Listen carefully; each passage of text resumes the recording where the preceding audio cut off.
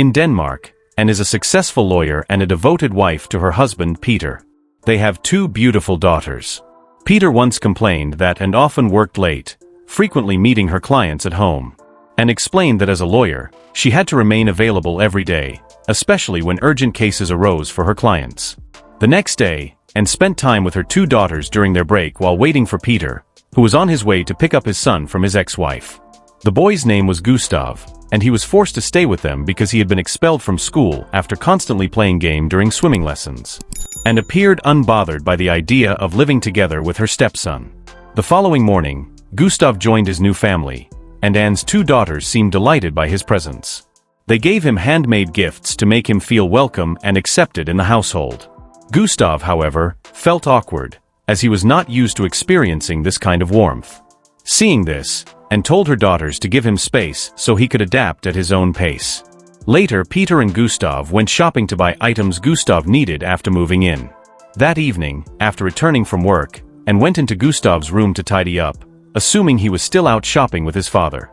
To her surprise, Gustav was already home, stepping out of the bathroom, and acted casually, treating him as part of the family, and reminded him not to forget dinner.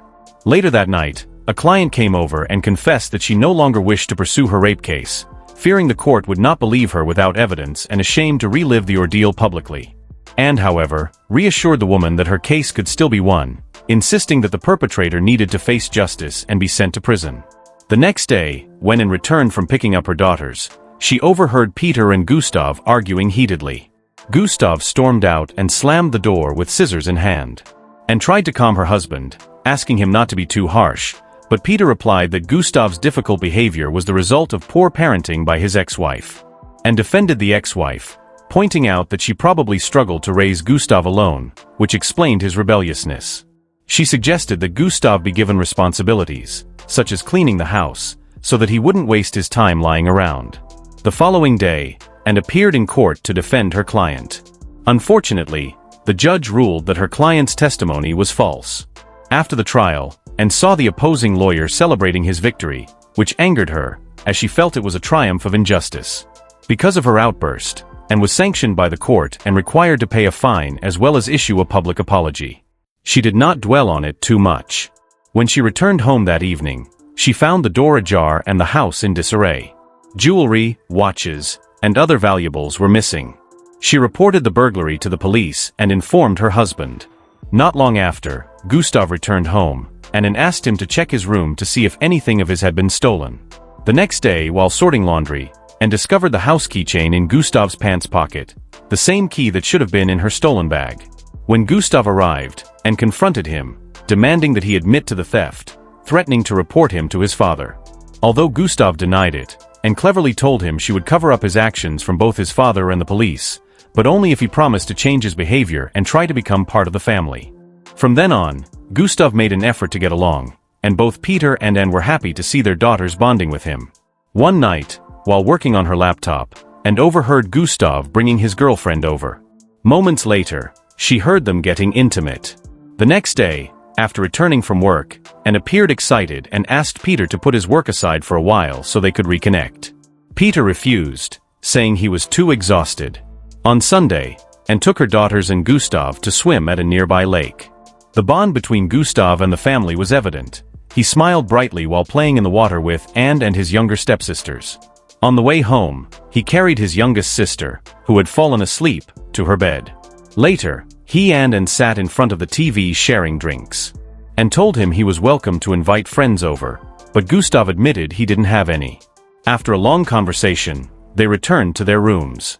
The following day, one of Peter's colleagues came to visit, and grew bored of their endless chatter and after drinking too much, stepped outside for some air. She encountered Gustav passing by and mentioned she wanted to buy cigarettes. When she asked if he wanted company, Gustav agreed. They stopped at a bar, where Anne had a drink. Shortly after, Gustav left to meet his girlfriend. As he turned to go, Anne suddenly kissed him, leaving Gustav stunned and confused. When Anne returned home, Peter immediately scolded her for disappearing without notice while guests were still at the house. A few days later, Peter left for a business trip out of town. That night, while her husband was away, Anne suddenly went into Gustav's room and without saying anything, began touching him. At first, Gustav felt awkward, but eventually he gave in, driven by his own desire. After a few minutes of their forbidden encounter, Anne returned to her room without uttering a single word to Gustav. The next day, Anne bought Gustav an expensive laptop. Peter, upon finding out, was pleased, thinking it was proof that Anne genuinely cared for Gustav, even though he was not her biological son.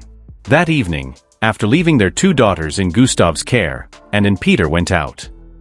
A few days later, Anne and Gustav resumed their secret encounters in different corners of the house while the girls were busy playing. But one day, Peter unexpectedly returned home early. Shocked, Anne quickly stopped before being caught. From that moment on, both she and Gustav kept searching for opportunities to continue their affair, each time appearing happier in their forbidden indulgence. At her daughter's birthday party, Gustav noticed and busy entertaining the guests. Seizing the moment, he followed her and embraced her. Although Anne had already warned him not to do such things in public, Gustav ignored her. To their misfortune, Lena's daughter caught them in the act. Realizing how far things had gone, Anne decided to end the affair once and for all, telling Gustav to forget everything that had happened between them. But Gustav, unable to accept it, caused a scene by climbing a tree and pretending to fall. His reckless behavior enraged Peter, and eventually Gustav apologized for his actions. The next day, Anne and Gustav met secretly at the edge of the forest near their house. She made him promise to keep everything between them hidden, especially from Peter. Not long after, Peter told Anne that he planned to take Gustav camping, hoping to repair their father-son bond.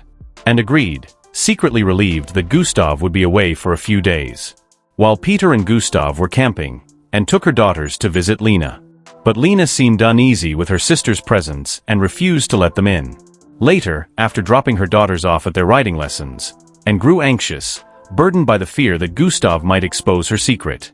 Distracted and overwhelmed, she lost focus while driving and crashed her car. Luckily, she escaped unharmed. When she returned home, however, she was shocked to see Peter already there, earlier than expected. Peter, visibly angry, confronted her. Gustav had told him everything about the affair. Anne was stunned, then quickly turned defensive, accusing Gustav of lying and framing her. She lashed out at him, reminding Peter that she had even kept Gustav's burglary a secret to protect him and make him feel accepted in the family. Her convincing performance swayed Peter, who chose to believe and over Gustav, apologizing to her instead. The following day, Anne and Peter scolded Gustav for slandering his stepmother. Furious that his father believed and devastated that she refused to acknowledge the truth, Gustav stormed off. To secure her safety, Anne pleaded with Peter to send Gustav to boarding school as soon as possible. Peter agreed, and once Gustav was gone, life in their household slowly returned to normal. One day, Gustav unexpectedly showed up at Anne's office. He begged her to confess to Peter so that he wouldn't be branded a liar forever, reminding her that Peter was the only one who still cared for him. But Anne, cold and unyielding, refused. Even when Gustav threatened to report her to the police for abusing a minor, she remained confident. With a cruel smile, Anne reminded him she was a lawyer. He had no proof, and in court, he would never win. Days later, in the middle of the night, Gustav returned to the family's home, desperate and broken. But Anne drove him away like an animal. Even as he shouted for his father, she coldly told him that Peter was already too disappointed in him, and ordered him never to come back. Shattered and hopeless, Gustav left. Weeks passed, and Anne celebrated her birthday. Lena came by, and Anne pleaded with her sister to keep silent about what she had seen with Gustav, insisting she regretted everything and was desperate to keep her family intact. That same day, Peter received a call from Gustav's school reporting that Gustav had been absent for weeks. Soon after, the police called, summoning Peter to the station.